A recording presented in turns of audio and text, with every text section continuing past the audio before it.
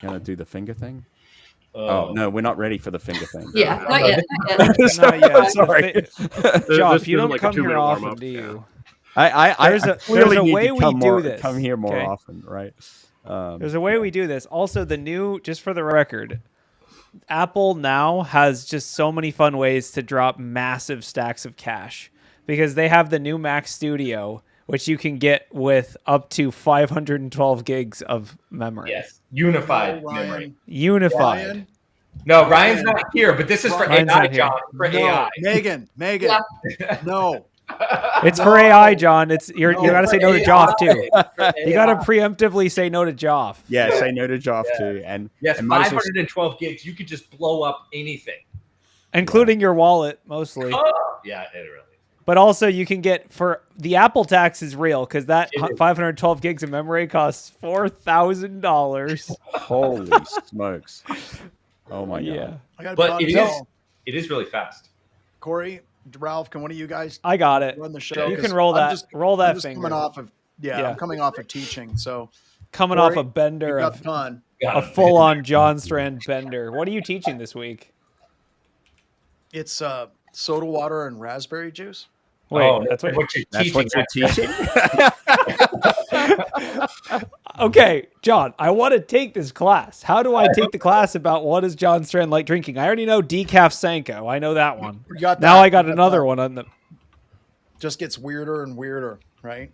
So no, I'm quiet Yeah. because I just got done teaching my class because that's all I do, is I just teach classes. That's my life now. I'm okay with it. It's fine. So is this a drink what you can class? This is a drink what you can cyber deception class. Nice. John, can you bump your volume a bit? It's a little low. Up the volume. Wait, let's make sure I'm using the right microphone first. There we go. There we go. Yeah, I was talking for like 5 minutes and realized I was muted the entire time. So. Oh. Yeah. I was talking for 5 minutes and realized my setting was on the wrong. All right, input. how's that? That's much better, John. All right, there we go. My microphone is mounted upside down. I'm gonna fix that while Corey does the intro show notes. Yeah, you can roll the finger. Roll that beautiful finger footage. Alrighty.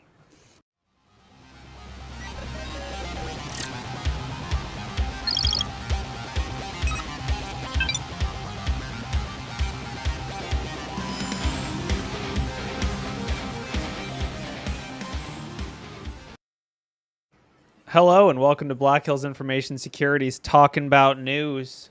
It's March 24th, 2025. We're going to talk about scammers. We're going to talk about GitHub supply chain attacks. We're going to talk about using kinetic testing to destroy your Amazon Echo. And that's it. That's all. That's the only allowed topic. That's it. That's all. Also allowed to talk about what is John Strand drinking. What am I drinking today? So far, the approved list of indicators of drink compromise are V8, Sanko, and apparently now raspberry lime fizzies or something.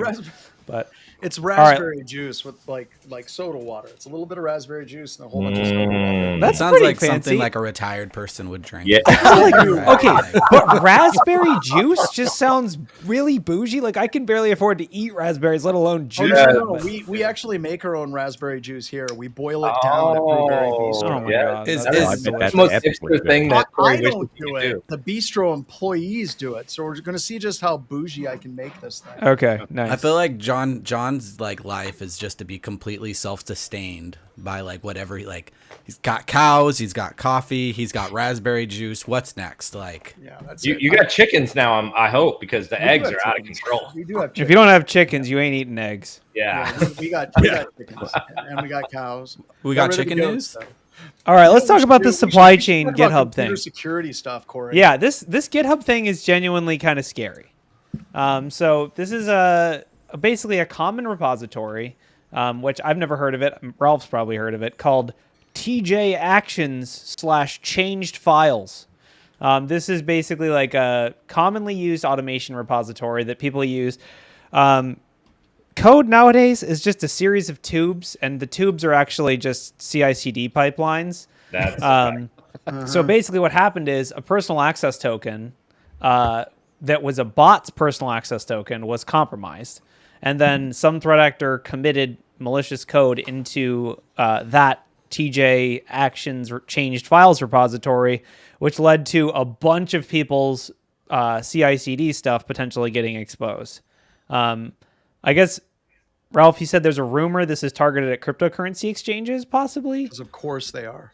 Yes. Yeah. There was a rumor that this was targeting actually Coinbase specifically. I have to get that article now that I've brought this up. But yes, that this attack was, they were using the CI/CD pipelines to. So there was a lot of obviously collateral damage, but they were looking for 23,000 repos. Yeah. That's a lot of damage. Yep. So, okay, one thing I don't understand, I don't know if anyone else has a more in-depth understanding than me, is what is a workflow log? And how is it something I choose if it's public, or is it just automatically public? That's the part I didn't really understand about this. Maybe some of our audience knows. So the workflow for a CI/CD pipeline in like GitHub is kind of like what you want to do. Like it would be like, hey, I'm going to do this first. I'm going to do this next inside of the CI/CD pipeline. But the workflow log, I think they're talking about, is the actual log that you get from running the pipeline. So this is kind of like all the errors, the messages, and everything like that inside of the pipeline as it executes. Right. So the goal is you take this malicious code would basically echo into that log all the CI/CD secrets.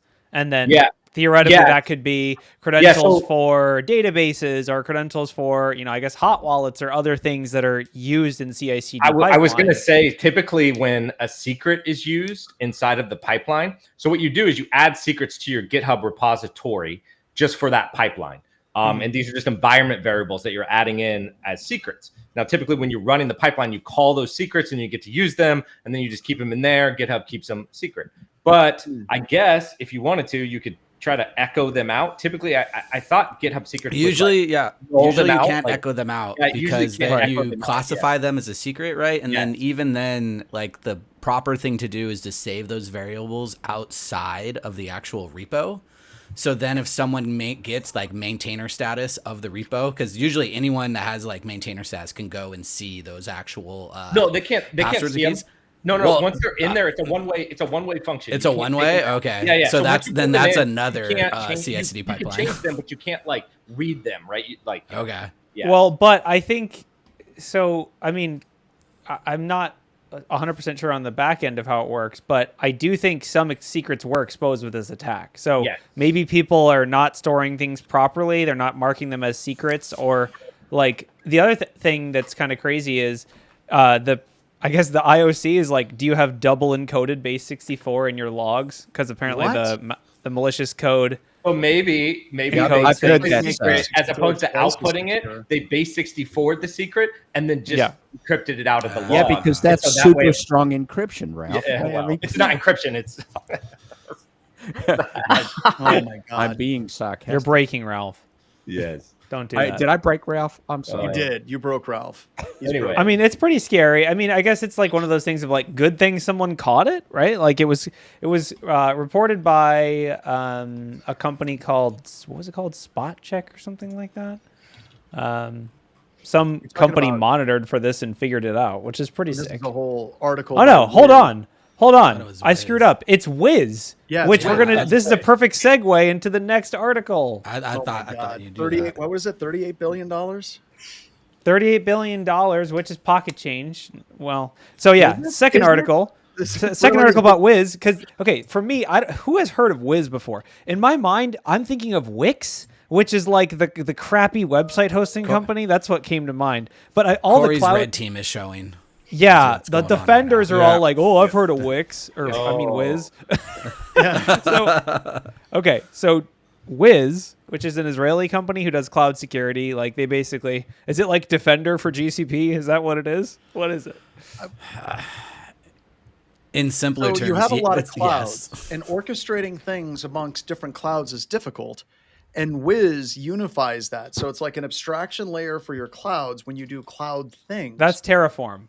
It's Terraform, but you pay for it? I thought it was security related. Type of cloud consistency. Like, yeah, it's a big deal from like automation as far as people managing their cloud assets. I don't think it's something that we encounter much in security, like red teaming or pen testing is like, well, Wiz got us. It doesn't happen all that often. I mean, I thought Wiz was just the thing that was in the box called LLM. Sorry. couldn't. I think of can. Wiz as like Defender for AWS and Defender for, because like if you ever do Azure stuff, there's like a Defender for blank product for every single cloud product. It's like Defender for Azure databases, and what does it do? I don't know, something, but it costs $12 a month. That's how I imagine it. It's more like EDR than Defender. Okay. Right? Like I see it's next. So it's kind of like where- Datadog. Yeah, And but what they do a lot of like, it looks like configuration audits, right? So like your configuration for like if you had Kubernetes or if you have infrastructure as code, they would look at those looking for common misconfigurations or other attack paths in that code. And so then they have a little dashboard. How much you want to bet that a lot of what's under the hood for Wiz, for like Azure and in Microsoft is just, Graph Runner. Yeah, or a whole bunch of shell scripts just strapped together. Just stuck together. It's Is- like- is- Isn't Google trying to buy them, or did they? Oh, buy no, them? that's They the are article I buying thought we them. were talking about. Yeah, Oh. they They bought it for did. 32 bill. Okay. 32 Ooh, chunk bill out change. the door at Google. Basically, the logic here, and there's I can link the article. Basically, the logic here is that Google's trying to make a play at cloud security to be competitive with people like, as I mentioned, like Azure and Amazon both have like kind of native security options you can pay extra for. And I think Google's trying to get on that bandwagon of like charging extra for security products. So what you're saying is this is Wiz, now a Google company. Correct. Yes. Yes. That is Yes. true. There we go. We have to use the name right because, it's not. I come back to like, once again, like as being a pen testing firm, I can't think. I have to go do a search through all of our reports where we have like Wiz caught us. I don't necessarily mean that as like a direct dig on them, but I would expect a company that's that much would be something that we were encountering and fighting and dealing with again and again and again. And it's not. It's kind of like DLP. Everyone gets wrapped around the axles about DLP, and DLP has never stopped a hacker and never will. It's never, once again, in our reports, it's not, oh, the DLP caught us. Jeez, no, that doesn't happen. How much did they buy Wiz for? 32 bill. 32 billion. So they're a perfect like startup story, right? They started 5 years ago. They're right? a unicorn. Yes, they started 5 years ago. They took on a Series A through E. The first was 100 million. The last capital raising they took on was 1 billion on a $12 billion valuation. And how much was it? 32. So that's pretty good. They went up by 3x in a year. 32x. A couple of years ago, I think it was last year, Google tried to make a play to buy him for like 10. And They did. the CEO released an email that was basically like, oh, no, we believe that we're worth more than that. We're staying together. We're one big happy family. Everyone's all. And I don't think anybody at that company, like, guys, if somebody tried to buy BHIS for $32 billion, would you guys would hold do it against me if I sold it? No. Hey, John, do it. Do it. You get $1 billion, and you get $1 billion, and you get $1 billion, and Shecky gets $1 billion, and everybody gets $1 billion. It's all the not way hard. By the The way, problem that is was they an would probably prevent invitation. you from doing that in the If you want contract. to buy us for $32 billion, If you want to buy BHIS for $32 billion, we are taking offers. Yeah, pen Anything testers. less than that, do not call. Yeah, don't call if it's less than 31. F off. 31, get out. I know what I got. I know what it's No, worth. this is know what all I cash, got. no stock. We don't deal with stock. We don't even know how that No. works, unless it's potatoes futures. I wouldn't Orange classify juice Wiz futures. as much as EDR as it is more of a way of keeping track of everything. Not Terraform, where you're actually building stuff, but being able to see what you've got I thought where and Shecky, how I it all thought it integrates did. in. Doesn't it actually fix Yeah. the security configurations though too? It will do that. Where I am, we actually have it. I don't get to play around with it really. We have a Okay. cloud team that deals with that, and not me.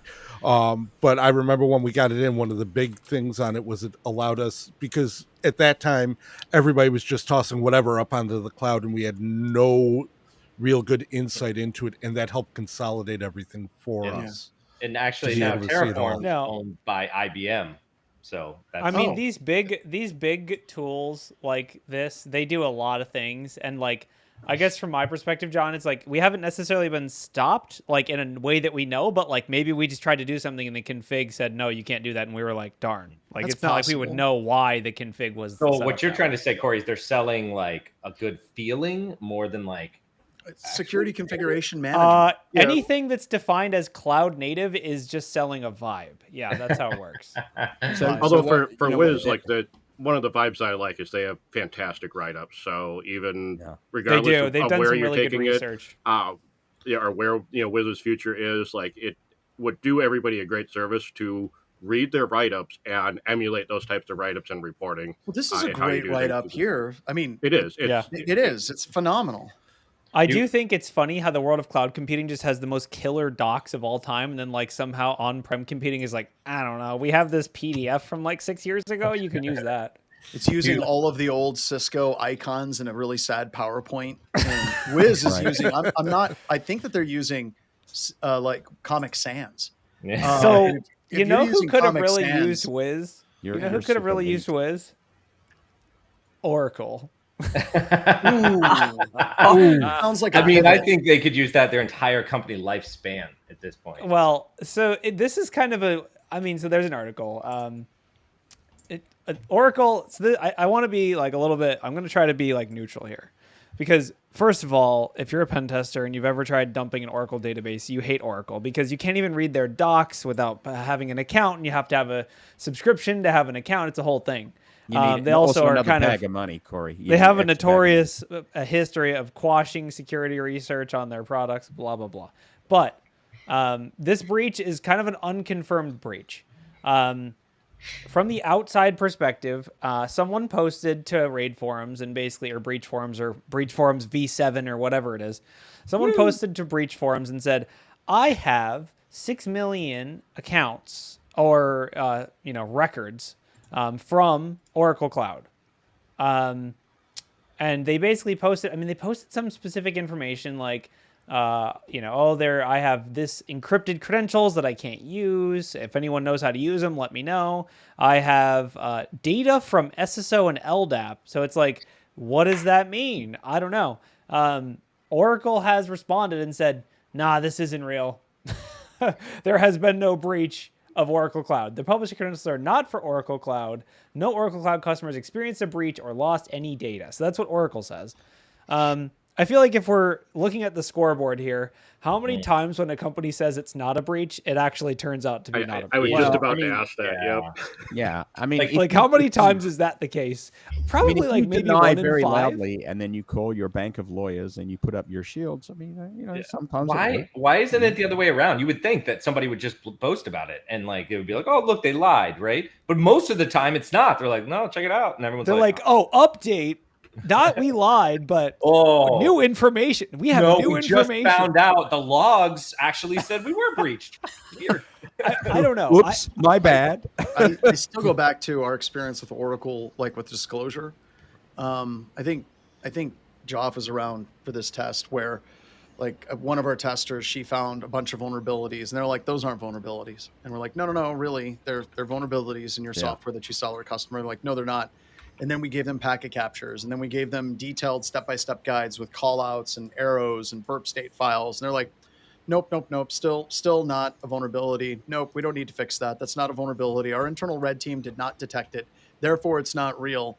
And it wasn't until we sent it an email and said, fine, do you mind if we do a webcast talking through these vulnerabilities in your third-party? Then they were like, we need to talk immediately. Here's a non-disclosure agreement from our lawyers, which we didn't sign. But that's kind of their first reaction to everything is to deny. Like, I don't even think they do any research at all. It's like, not a vulnerability, not a breach. We're going to ignore it and put our fingers in our ears and go, no. Yeah, I will say though, deny and call the lawyers, right? I mean, deny. Well, it took them a while to call the lawyers when they were working with us the past couple of times.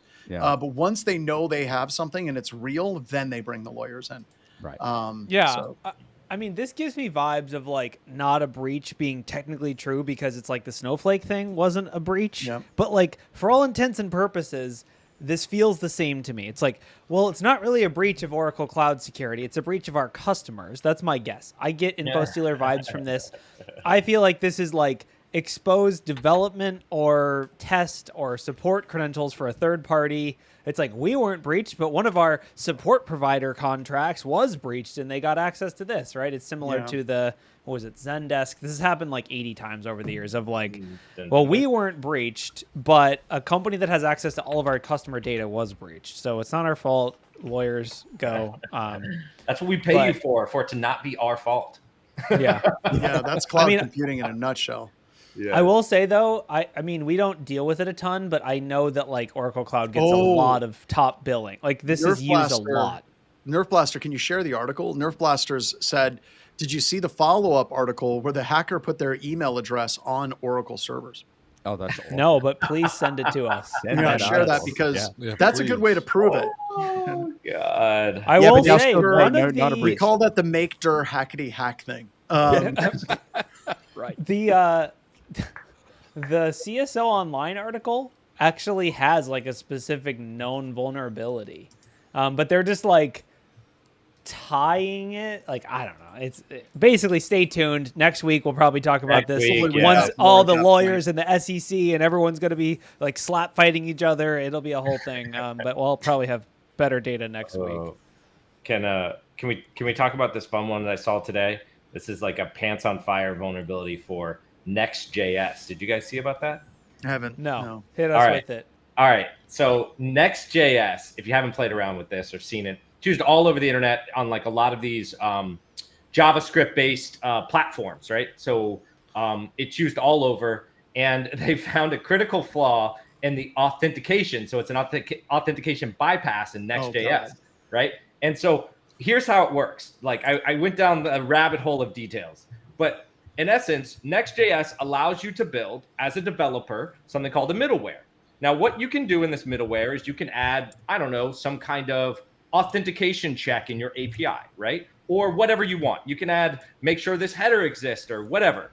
And so what Next.js, the actual framework, decided to do was they, whenever you use this middleware, it adds a little header on the response called X middleware sub request. Okay. So whenever something comes in and uses it, it adds that on there. But as a developer, you might kind of mess up and possibly cause a loop with your middleware function. And if you do that, what'll happen is that it will just be an infinite loop with the middleware. So what Next.js thought would be a great idea is they put a condition inside of the middleware that says if the header is seen 3 or 5 times to just forget the middleware at all. Right. No. So what happens is, it's essentially if you knock 5 times, you get in, right? So instead of failing closed, it fails open.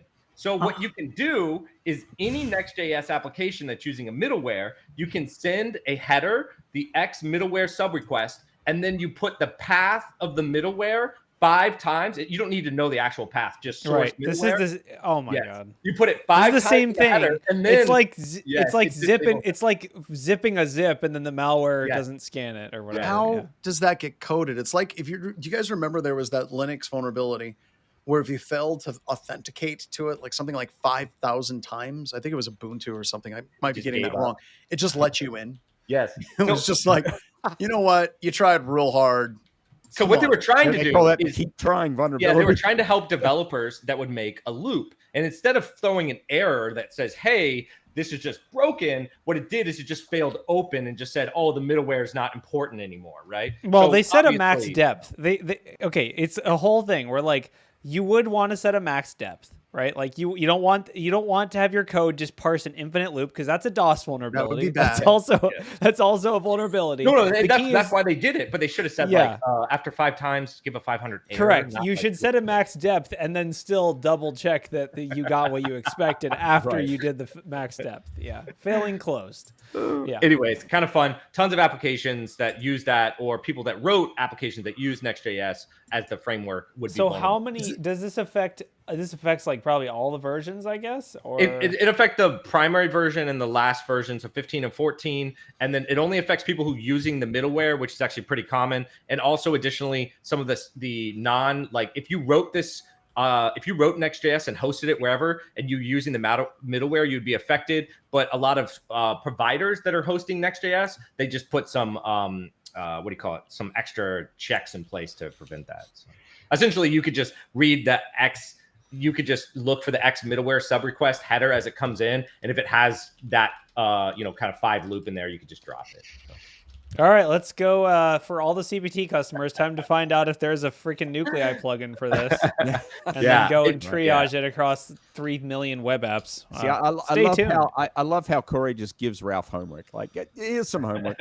Ralph, it's really funny though, because I've been going down this whole rabbit hole of JS libraries and all this other stuff. And I was super curious at like how it broke, right? Because these are really common right now, and just the logic it blows my mind that you just failed open. So anyhow, fun vol.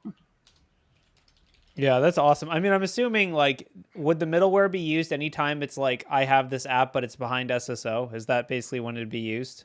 No. So as a developer, you would decide when you want to use a middleware, right? And there's probably a lot of use cases where you might want to use a middleware. What is a middleware? Am I just dumb? I'm thinking Cold Fusion. Why am I thinking of Cold Fusion? So the best way to describe what a middleware would be, let's say that you have an API and you send some data to that API. And let's say, obviously it's a web request, so maybe it has some headers in it. Maybe you, with the middleware, you want to check the value of those headers, or maybe with a middleware, you want to alter the value of those headers, or whatever you want to do. Or the most common use case would be, hey, let me check to make sure that this bearer token or whatever's in that header is valid, or anything inside the request. So, yeah. Interesting. So what are common middlewares? I'm thinking again of JBoss. That was a middleware, Authentication would be a common middleware, right?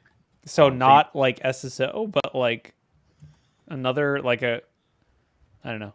No. I'm just curious. So when the request comes in, like the web request, a common thing would be to check what the auth token is, right? Is it valid? So you can code your own middleware. Yes. You can code your own. And that's it's why not a commercial thing. they put the loop in there, because people would mess up and create their own loop. Right. You could make, so yeah. Cool. Well, patch your Next.js if you're using it. If you're a CPT customer, we'll be in touch. Yeah. Anyways. All right. Anyone else have one? John, what's on your radar? What do you want to talk about? AI? Cold, y'all. Okay. Let's talk about AI talking to AI, talking to AI, talking to AI. It's just an infinite loop. Oh, wow. That's my favorite. Begun the AI wars have.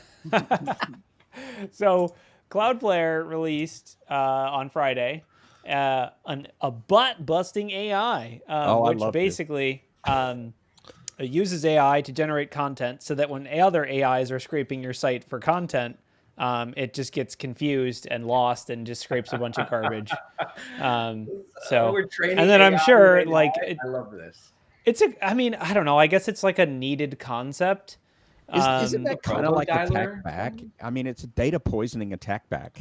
Yeah. I mean, it is. I mean, I guess what I would say is I mean, there's a whole like theory of information, right? Like entropy and, you can, this is going to be a swear jar moment, but like you can Google like the enshittification of the internet, right? Like basically the theory being, well, as of, let's set a cutoff. Let's say 2021, when AI started being used at scale to generate content, you have like this quality of content is going to slowly go down because like, at that point, once AI started generating content, the content started getting worse, and then it started scraping its own content and slowly getting worse. It's like the concept of entropy, right?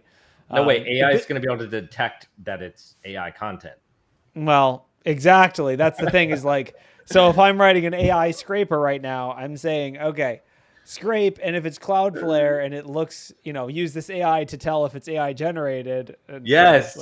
No, there's whole platforms right now that are being built for AI companies to do scraping of the internet, and they're like paying tons of money for this. It is insane.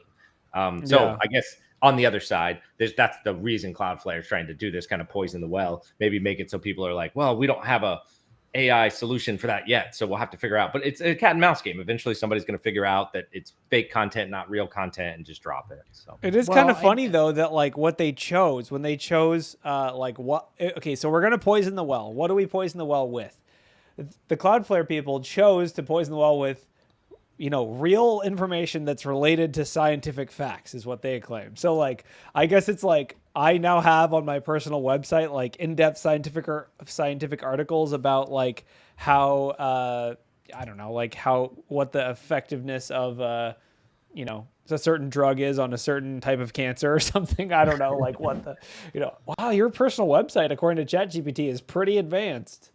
Yeah, I mean, It's well, cool. and how long is it going to take somebody to just go ahead and DOS Cloudflare's solution? I mean, Well, you mean like Cloudflare maybe, knows a thing or two about DOS. Yeah. So Well, I you're think right. that'd be a little bit. But tricky. remember, this is scaled up at AI But level. so hold on, right? yeah, but those AIs, they're using tokens, right? So like it's that costs money to make up big exactly. stuff, That's what I'm saying. So it costs money and serious compute resource, and so DOSing that is going to hurt. It's You're right. You're right. But I will say, like, this type of, you know how it is, Joff. This type of data, once you have a pretty small data set, is actually pretty easy to generate at scale, right? Like, they're just using a small input, probably a very small number of parameters for this, and so it can probably go pretty hard without using a ton of resources. Yeah. So this is kind of a fun one. So remember when hacking used to be only done by like nerds in basements who like are super pale and have never seen the light of day? I know. We now have we already have definitive news article based proof that cool kids can hack too. And that's because the ex-Michigan quarterback coach, Matt Weiss, who's sports guy, cool jock, known to be, I mean, he's probably like 6'2", tight 240 or whatever. He is facing 24 federal charges where, size him up for a shirt? in the name of sports, he was hacking student accounts and pulling their information. And he's being charged with 14 counts of unauthorized computer access and 10 counts of aggravated identity theft. Basically, starting in 2015, he's been accessing student-athlete databases of more than 100 colleges and universities, and then basically downloaded, PII or whatever you'd want to call it of a bunch of athletes. So it's kind of interesting, but it goes beyond that. He also went after, this is allegedly, I'm sure his lawyers would disagree with this, but he basically used that information that he got from the databases to go after social media, email, and cloud storage accounts of more than 2,000 athletes. Wow. Is this like a recruiting strategy? Like, what is he doing? Yeah. What is the point? Is he like, what's the motivation? Guy, he says he's super fit, but I looked at his Gmail and he just emailed someone that his 100-yard time was, 8 minutes or whatever. I don't know. Like what? So he was getting into their email then all the way? Yeah, he was going into the email. database. It's like, so what is the nature of the hack? Define hacking. Access, whether it's like, oh, you weren't supposed to guess that the password to admin was admin, so you're a hacker now. Yes, but then unfortunately the article you see those in the news to where they go, it's like, oh, this company got hacked, or it's like they did the hack. It's like, no, they set a bad password and somebody guessed it. Like, hey, that's hacking. We debate that. So that's hacking. It gets hacked. It's still hacking though. To take information from a database and use it to compromise a credential is still hacking. If that's not hacking, then I'm out of a job. But I mean, I'm with you though, Alex. I mean, it's like not. It's not sophisticated hacking. That's what you're trying to say, right? Yeah. So I think unfortunately, sophistication here. I think the big thing is if it was something as simple as admin, that's 100 colleges and universities databases that he got into. Oh yeah. The amount of them using just admin itself is criminal. Wow. I mean, I don't necessarily think it's admin. I think it's more just there isn't good checks and balances on access to this type of data. I think it's like, hey, I am a coach. I need this database. And the schools were just like, yes. But this is where it gets kind of creepy and disgusting. With this access, unfortunately, the person downloaded intimate digital photographs and things of primarily female athletes. So, of course, it turns into a weird sex pervert thing, as it always does. And yeah, basically, that's why this is being charged. If all he was doing is like looking at how tall people were, I don't think it ever would get charged, because that's just, it's scouting or whatever. But the fact that it was, intimate personal details and creepy sex pervert stuff, now it's going to get hopefully charged aggressively. And I will say, like, there does need to be better checks and balances on who has access to this type of data. Colleges and universities, I mean, at least at Black Hills, we actually joked for a time about having an extra upcharge for colleges and universities just because their networks are just a special disaster network, and they typically don't have huge security budgets. Yeah. So, like, these, this data is definitely sensitive and can be used, as we've seen, for illicit purposes. So it needs to be protected a little bit better, I think. Although there's no clear details on how the guy got into all these databases. I'm sure the schools will be like, he hacked us. Yeah, when all they did was just give him an account with read only. Probably. That's probably exactly you are giving me dangerous. You are giving me, you are giving me some post-employment distress, because I used to work at the university years ago. And if you ever looked at vulnerability scans of university networks, it's like, where do I start? Yeah, I mean, it's so bad. Yes, it's just like healthcare, where it's not really their fault. Like, you have some professor who has a lab, who has a thing in his lab that he can't do anything about, like it's old. But yeah, it's also just no one gets paid enough to care, right? That's part of the problem. Yeah, they have to come up with something higher. Near the end of the article, they actually talked to a cybersecurity expert and professor at Michigan at MSU, and he said it appears as though he used someone else's credentials to gain access to the database because he had some degree of access, but it wasn't enough to give him the information he was looking for. So it sounds like he got somebody else to give him his password. Or it was info stealers. Yeah. Holt also said that two-factor may have stopped him because of the way that it was. Well, maybe the federal government will hire him. I'm sorry, couldn't help it. He's great at getting access to databases. I mean, I would say, like, this is one of those things where, we were joking about it before, but like, hacking isn't always hacking, right? It's like, this is arguably very unsophisticated, but if it works, right? So like, you might be the organization who's like, we need to defend against 0 days, and I would respond, can you defend against an ex-Michigan coach? No? Well, then you need to. I'll never forget one of my very early conversations with John when I first started with Black Hills, and I was on like my first engagement, and I'm looking for all the elite crazy stuff I could do, right? And I'm getting all hackery and technical, and John's like, Joff, you need to just think simpler, man. Just go for the easy stuff. There's plenty of it out there. Yeah, the password is just Wolverines. Yeah. That's the password for the Michigan State. No, come on, man. Why'd you tell everybody? I'm sorry. I just leaked. I'll submit it to the bug bounty program. Give me there you go. What a good man. Speaking of privacy being, sold or the Echo stuff, is that where you're going with this? No. Actually, I was going to go. We go to the Echo one too. We'll come back to that. Yeah, we'll come back. So this is the 23andMe filing for bankruptcy because it's not a profitable. Who could have seen this coming? Oh my God, no one. So eventually, here's the wild part about this. Obviously, there's a huge privacy concern with the whole thing, but the reason that they're filing bankruptcy because they sold all this DNA data already. It's already been sold so many times they can't sell it anymore. Yeah, and your DNA doesn't change once you've gotten one of these tests. You've gotten it. There's no more market to go. The only people that I feel like personally are upset about this is the FBI and anyone else who wants to find some serial killer from 35 years ago. Yeah, exactly. Maybe, don't worry. There's still plenty of other providers in this space. Maybe a law enforcement consortium will buy them and prop them up or something. But just think about this. One day, a while ago, somebody sat around. They were like, you know what people will pay for? DNA test. Because then they can find out who their cousin is. And then we can sell all their data to whoever. It's going to be awesome. So anyways. Yeah. I mean, they also 23andMe had terrible privacy and security. We joked about just pretending things aren't a breach. That was their initial reaction to like 150,000 accounts getting compromised. They were like, "Nah, that's not a breach, dude. That's just people's passwords being used by threat actors on our infrastructure." Hold on, Corey. They've only faced 50 class action lawsuits. Okay. All right. Only 50? Those are rookie numbers. You got to pump those numbers up, dude. No, I also enjoy like some of the two top responses to this story that I've seen is people being like, here's how you go to 23andMe and delete your data. Like, here's the whole steps. Followed immediately by like the second topmost response, which was like, hey, that data's already sold. Like that, it's gone. Like you can go to 23andMe and be like, please delete my stuff. And it's like, it's gone. Like telling 23andMe to delete it. No. unless you get like it's like telling a data broker, please delete me. They're like, listen, okay, in order to delete you, can you submit all of your personal data, including? Yeah, right. Honestly, I want your name, address, social security number, name of your first two children.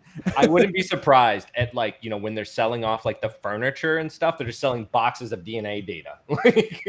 They're just like, it's an auction. It's an Everyone named John's DNA data is in this filing cabinet. You never know what you're going to get, but everyone's unique. And someone at the auction's like, did you print this? What the hell were you guys thinking? Why did you print this?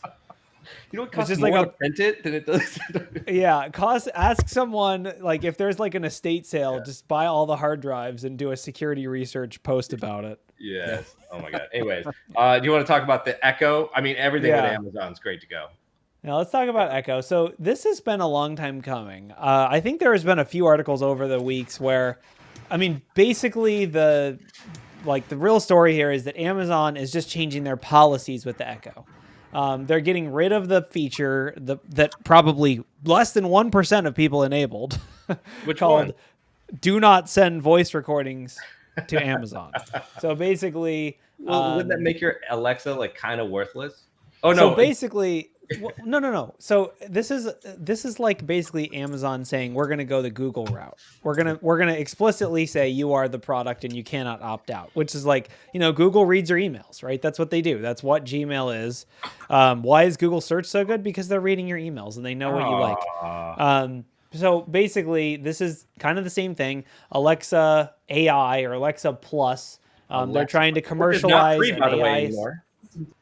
What'd you say? Sorry. It's not free. You have to pay for Alexa Plus now. Right. But so if I buy an Echo today, it comes with just regular Alexa for free. But then I can also pay extra to get a similar to ChatGPT. Have you used Alexa? She is retarded. Excuse me. No, I have not used Alexa, but I've used Siri, and Siri has AI and is equally not functional. I thought Alexa was pretty good. I mean, I've never had a wiretap in my house that I knew about. So yeah, I mean, doesn't that make it a better wiretap? I mean, only if the wiretap can give you pancake recipes. Yeah. So I mean, this is with sarcasm to where I'm like, Alexa, please do this thing and give me the answer in the most convoluted way possible. And then when it spits out its usual answer, I'm like, perfect, thanks. Because it does. I don't know. How do you get? It's like, how do you get people like off of this? Like, and how many my kids people are actually used to had like this just walking feature into enabled? a room and asking Alexa things. Yeah. Like, how do you get people to say, okay, I care about this privacy thing. So what are we going to do? Just get rid of all of our smart devices and switch to something else? Right. Well, so the other thing about Alexa that I find kind of interesting is it's integrated into a lot of products that you like, smart speakers and things that like you wouldn't like you would just have a brick if you turned off the Alexa part. Like it has no buttons. It can't do anything. So like, I mean, I feel like this is not a deal breaker for most people. I already would have told people not to use Alexa. No one is like, well, it's fine to use Alexa as long as you turn on the do not send cloud recording or whatever. Don't send. It's like going in EDR and being like, don't submit to the cloud. It's like, yeah, we all know this is going to submit to the cloud. Like, let's not pretend like it's not going to. I have one of the Alexas and I wouldn't recommend it. You know what the number one thing we use it for? Like number one, like 99% of the time. Wait, I'm going to guess. All right, go ahead. Weather. Play Despacito. No. Those are all good guesses. But no, all we do is use it for timers. Set a 5-minute I use it for timers. We can use Siri for that. That's it. Come on. That's like the whole thing. It's such a waste. It is the dumbest thing I've ever bought. Just say, hey Siri, set a timer for 12 minutes or whatever. I know. When Apple comes out with the video one, I'm all in. Go ahead. Yeah.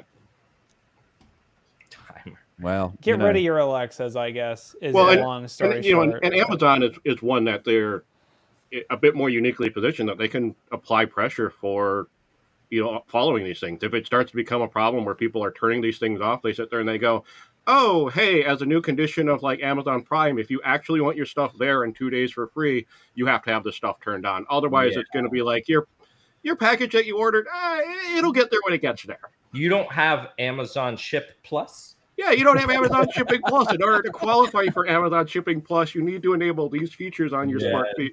speaker. It's the Alexa. Okay, I don't want to be mean, but I feel like the target audience for someone buying an Alexa is someone who doesn't care or they don't really think Oh. about privacy, and also definitely isn't going to pay a subscription to get a plus version of their timers.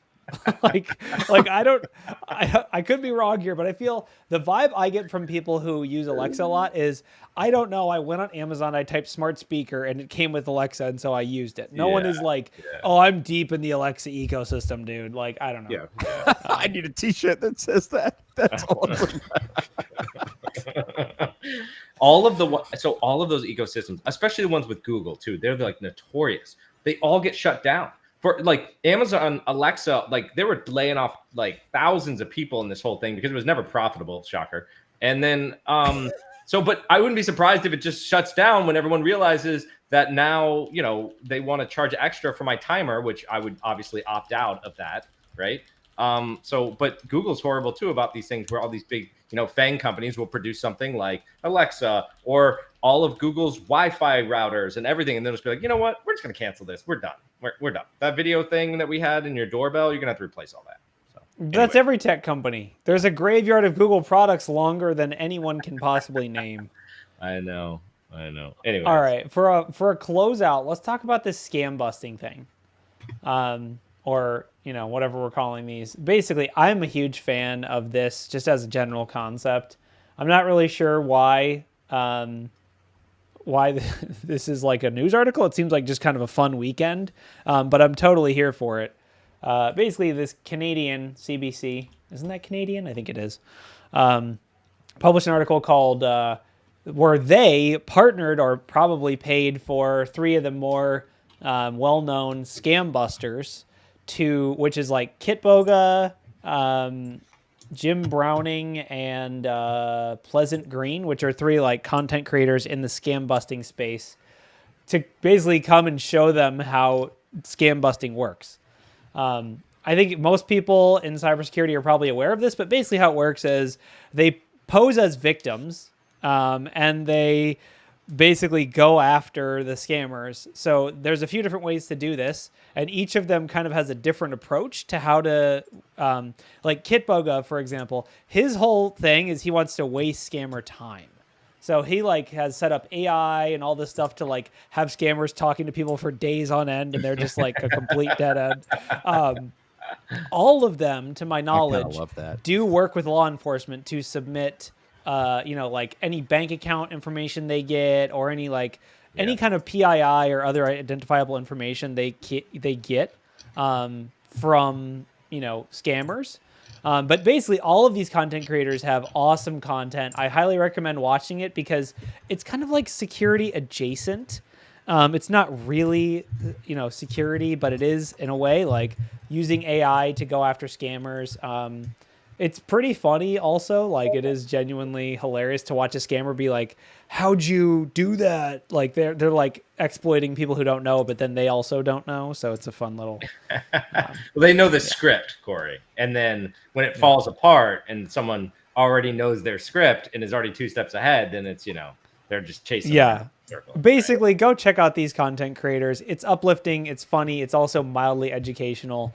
And it's actually really cool to watch them go. So they're, maybe watch the video or whatever. Yeah, and with these, one area that is mildly educational as well, that often gets overlooked, is just getting a look into that victim mentality that occurs with these. And I've experienced this and helped people out with this, to where it's like they're getting scammed, and you try to approach them and say hey, you're getting scammed like this.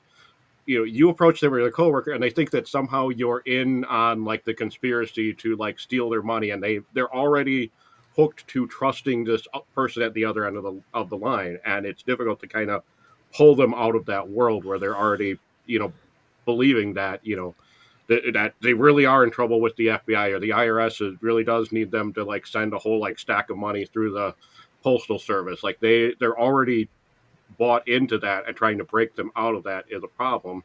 Is very difficult. So I think that's a lesson or an insight as well for a lot of security things, is that sometimes you're dealing with an individual that they have a certain shifted worldview that doesn't make sense to you, but you have to approach it with the appropriate tact for what their misaligned definitions are. I've been paying my taxes with Apple cards for years. It's and if somebody believes that if somebody believes that it's legitimately how you can pay your taxes, that is really difficult to try and convince them, like, no, stop doing that. You're being scammed. And they're like, no, I do this all the time. And it's like, what do you mean you do this all the time? And it's bewildering to you, but it puts a lot of tension between you trying to help and the victim that needs to be helped. Like, you have to. Yes, this is why shutting down these call centers, which is all of their goal. All of them, their goal is to shut these things down. Indian law enforcement, other kind of developing nations law enforcement goes after them. Like, everyone's on the same page of we hate these guys. No one likes scamming. No one likes scamming. Right. No one likes how they take advantage of Alex said, they take advantage of the most vulnerable people. That's what I hate the most, Corey. It's really the elderly. The elderly get taken advantage of so much by these people, and it's horrible. I mean, because they're different generation, much more trusting, and they're getting old. It's totally you'll notice that Kitbo got all of his AI voices all use old lady and old man voices. And they're pretty funny. Watch the video, but there's just some hilarious stuff where the scammer will just, one of the scams is a publisher clearinghouse scam. It's send us the money and we'll publish your book. In the AI, he has the person basically read them their whole book on the phone.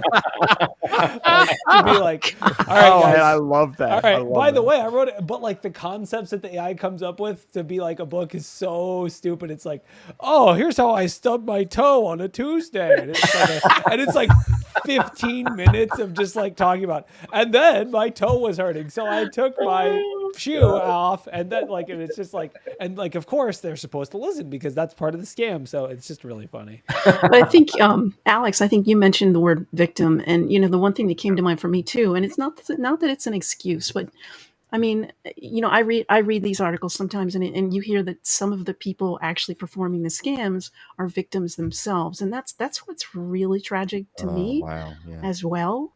That someone would be that low, and maybe they're being forced even to do this. Mm-hmm. I mean, you got to go after the call centers themselves, right? Even if you're even if you're a participating employee, you're still just trying to make a wage. And a lot of times you might not even know. I mean, I think some of them definitely know what they're doing and deserve, punishment. But I think some of them might not even know, I'm assisting in the scam by calling and getting this credit card or whatever. I don't know. It's one of those things. Go after the businesses that profit from it first, and go after, especially if there's human trafficking involved. I mean, you got to prioritize that. I think there was an article from a couple of years ago that we talked about on this show where they had a bunch of people that, basically came into the call center. They took away their passports. The people were, kind of stuck there. Like you said, human trafficking. So super terrifying. But yeah. Anyway. And now we're all very sad because we're thinking about. Sorry, it was supposed to be a good article. Sorry. I'm sorry. Go watch the video. You'll laugh again. Yeah, watch the video. It'll make you laugh. Yeah. Hearing scammers get their time wasted is just hilarious. And I love how the scammer Kitboga deals in how much time can I waste? That's his currency. And the numbers are so funny because some scammers just been spending 3 days calling this old lady to talk about her book about her toe or whatever. It's dude, just give up. I love that approach so much. And the fact that he's gone down the road of AIing it. I mean, that's fabulous. That is. They're all in for that long payoff. It's so funny. It's so funny to imagine I don't know. It's how much is your time worth? Well, mine is nothing. So whatever yours is worth, it's worth more than mine. That's funny. Yeah, it's pretty funny. Hey, I think we should probably wrap it up. What do you think? Wrap it up? We still got 7 minutes, Joff. Oh, come on. We can take. What, you just want to call it? I mean, I guess it's a light news week. Yeah, there was a data breach of a sperm bank. We could talk about that. There's a lot of data breaches as usual. Well, we can talk about AI. That'll take a while. Just talk about this data breach of a sperm bank. I'm assuming it's just like the customer's information, but I'm like thinking of a dystopian sci-fi movie where someone like breaches it and like takes all the genetic information somehow and like then goes and buys 23andMe and like creates an army of clones. I don't know. I could see it. I'll have my AI get on I have a publisher I'm working with. The publisher I'm working with, I just have to send them $1,000 and then they'll publish my book. So so they just stole PII from this? I'm assuming. I mean, it's just kind of a they rerouted sperm samples. I don't understand. I don't think that's going on. I don't think I think it's really just PII. They don't say anything about like, genetic material was compromised or anything. Yeah. If it was you could definitely, it wouldn't be a news article. I think it's just because it's a sperm bank. Correct. I think it is interesting to think about like a Stuxnet scenario though. Like if you did like disable all the like zero or, really below zero deep freezers, like you could destroy a lot of genetic material and But as a good news, they're offering 1 year of credit monitoring to anyone whose social security number or driver's license was exposed in the breach. I think our criminal coach would be very sad about all that genetic material getting destroyed. I have unlimited credit monitoring at this point. I can't decide if it's good or bad that the sperm bank is collecting people's social security numbers and driver's licenses. Is that good or is that bad? I can't decide. I don't want to think about it anymore. I've already thought about it enough. I'm going for bad, and I think we should move on. Just anonymous? Just allow anonymous donations? No one knows who they are? But then it's like you're giving money to somebody, though, and that's always the thing where you go. It's like who are we giving all of this cash to? Like we need to make sure that things line up for taxes because it's like let's just say there's a Rick and Morty episode about it. There's a Rick and Morty episode about what could happen. And you can go watch it. I'm going to say this conversation's getting uncomfortable. Let's go to the next story. I don't know what you're talking about. Okay. Yeah. I mean, there's this Microsoft new rat. Every time I see a blog post about a new rat, I'm like, is it our rat? And then it's not. And I'm like, did one of our samples get out? Damn it. Yeah. I mean, I'm kind of... swear jar. Oh, sorry. This is a new rat called Stilachi rat. I guess is how I'm reading that. But I will say, it's worth a read. These rat write-ups are always worth a read. I personally like Quick Assist as a rat. I think it works pretty nice. But yeah, I mean, this is cool. It has a... it's kind of, I guess it's kind of got InfoSealer vibes. It does. Yeah, it's looking for crypto wallets, and it obviously steals, the great old grand Google Chrome state file. Your classic your logs. We've never written anything like that, have we? No. Going after the goal. I mean, Steeler pretty much sums it up. I'm not gonna lie, reading it, I think reading this, it just makes me feel kind of like reassured that like some things just haven't changed. Like it's basically reads the same as it would have 10 years ago in my book. It's like it uses command and control over TCP port 53. Oh, who would have thought of that? Oh, definitely a new technique. I don't know. It's cool. It's a cool write-up. Still read it, but like it might make you feel good that you probably know what a rat does because it just does what every other rat does. Yeah. But I thought TCP port 53, that was really leet, though. I mean, it was leet in like 2011. If you were doing that in 2011, no one was thinking about it. People were like, wait, DNS can be over TCP? Boom. But now it's like, that's I think it's literally the default in Brute Ratel. Like, it's literally, but yeah. Oh, any other final articles? Did we ever get the article about from Nerf? Did we ever get the follow up? Oh, I think we did, but I mean, there's an element of phishing there. I don't think anybody wanted to click on it. There's an element of phishing. It was a bleeping computer article, is what it looked like. Oh, there was one I've been about, phished by them.